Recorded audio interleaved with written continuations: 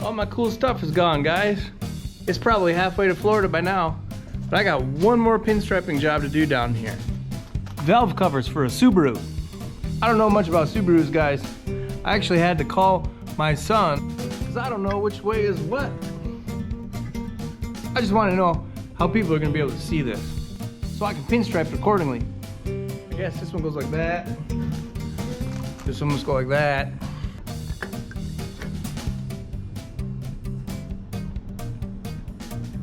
Those cheap dollar store ashtrays are great.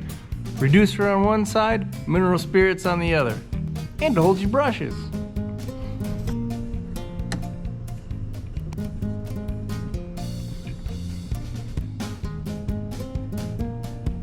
I just keep palleting this brush until I can feel it dragging a little bit.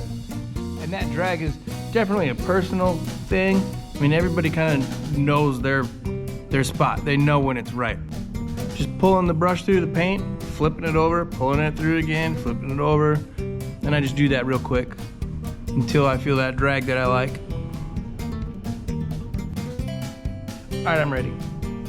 I hold my brush so the belly is down, just kind of curving up.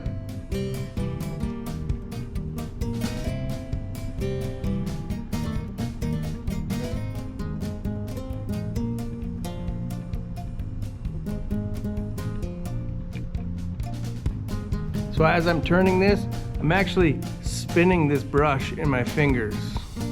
When I was learning, I saw one analogy where a guy was saying it's like driving a car. When you're turning that curve, you want the front of the car to go along with that curve, so you're spinning the brush.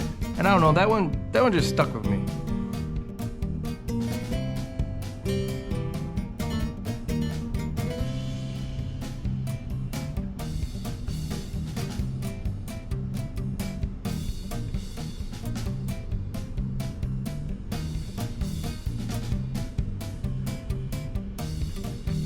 Coming to the end of my line, kind of picking the brush up and standing it up on end.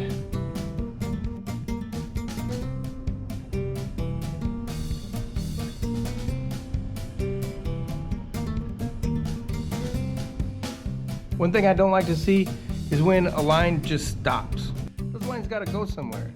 They need to end somehow. That's not just hanging there. I really like it when I can make a design basically one line that just, it's one continuous line. That rarely happens though. I'll just bring it back and end it there, or however it works out. I don't really have a plan, I'm just kind of winging it here. A little reducer on the brush.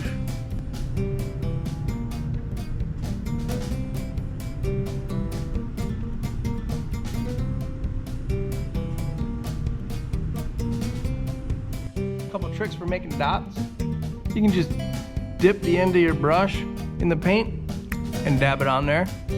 Or I use these little stir sticks to stir up my paint and I leave it sit there. This works too. Dots can also be a good way to end your line. One thing I always have to tell myself is to not go crazy on the first color. Keep it real simple.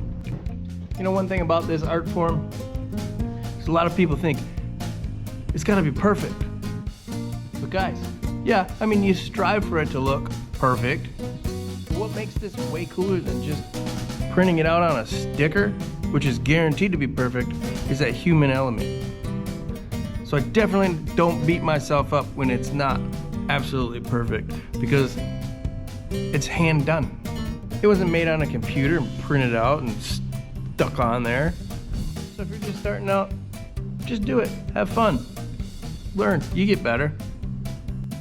I'm certainly no pro, hobbyist at best, but I have a dang good time. I like to do it. But you know, it's funny, I hate everyone I do. Not even kidding, every single time. But then, I let it sit overnight, I look at it again in the morning, then I'm pretty happy with it. It's like after you stop beating yourself up for all the tiny mistakes and you look past them, then it's just a whole different piece.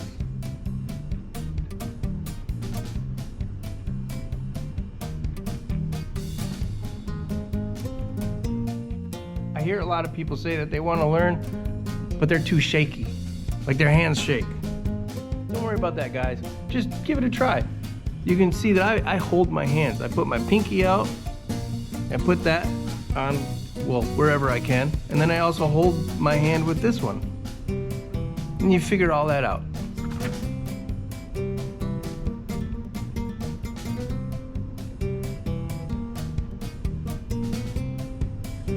One thing I should probably practice with is not flipping these things around, because when you go to do a car, you can't just pick it up and flip it around.